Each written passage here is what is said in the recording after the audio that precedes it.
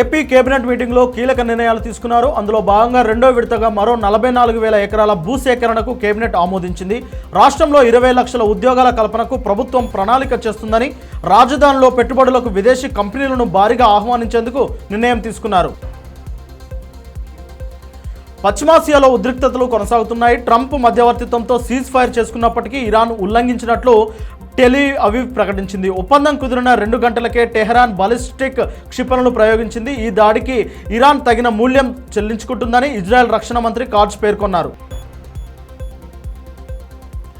దేశీయ స్టాక్ మార్కెట్లు లాభాల్లో కొనసాగుతున్నాయి. ఇరాన్ ఇజ్రాయెల్ యుద్ధం ముగిసిందని ట్రంప్ చేసిన వ్యాఖ్యలతో సూచీల్లో మంచి జోష్ ఉన్నాయి. నెక్సెస్ 900 పాయింట్లకు పైగా లాభాల్లో కొనసాగుతుండగా నిఫ్టీ 25,200 వద్ద ట్రేడ్ అవుతుంది. ఏపీ కేబినెట్లో కీలక అంశాలపై చర్చించింది. ముఖ్యంగా గోదావరి బనకచెర్ల ప్రాజెక్టు గురించి తీవ్ర చర్చ జరిగింది. తెలంగాణ మంత్రులు ఈ ప్రాజెక్టుపై మాట్లాడుతున్నారు. ఏపీ నాయకులు దీనిపై మాట్లాడాలి. తెలంగాణ వాడుకోగా మిగిలిన నీటినే ఏపీ వాడుకుంటుంది. ఈ ప్రాజెక్టుపై ప్రజలకు పూర్తి అవగాహన కల్పించాలని చంద్రబాబు నాయుడు కేబినెట్కు కీలక ఆదేశాలు ఇచ్చారు. కాళేశ్వరం మొత్తం కూలేశ్వరంగా మారిపోయిందని, కేసీఆర్ 1,00,000 కోట్లను నీటిపాలు చేశాడని ముఖ్యమంత్రి రేవంత్ రెడ్డి అన్నారు.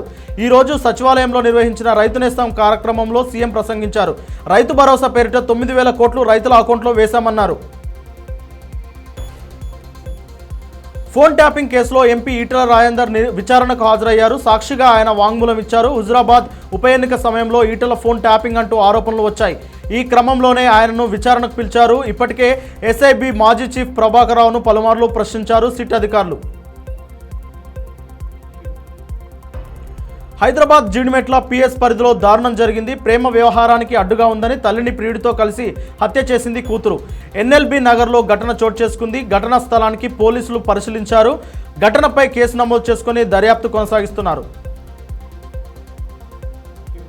విశాఖ జిల్లా పెందుర్తిలో విషాదం నెలకొంది. కుటుంబ కలహాలతో 2 పిల్లలతో తల్లి బావిలో దూకింది.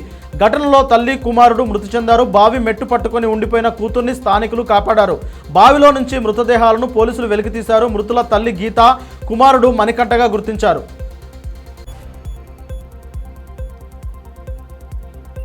వరంగల్ ఎంజీఎం ఆసుపత్రిలో మరోసారి వార్తల్లో నిలిచింది. పేషెంట్ కేర్ అటెండర్ సిబ్బంది మధ్య వసూళ్ల గొడవ తలెత్తింది. పేషెంట్ కేర్ అటెండర్ విభాగం మధ్య వివాదం నెలకొంది.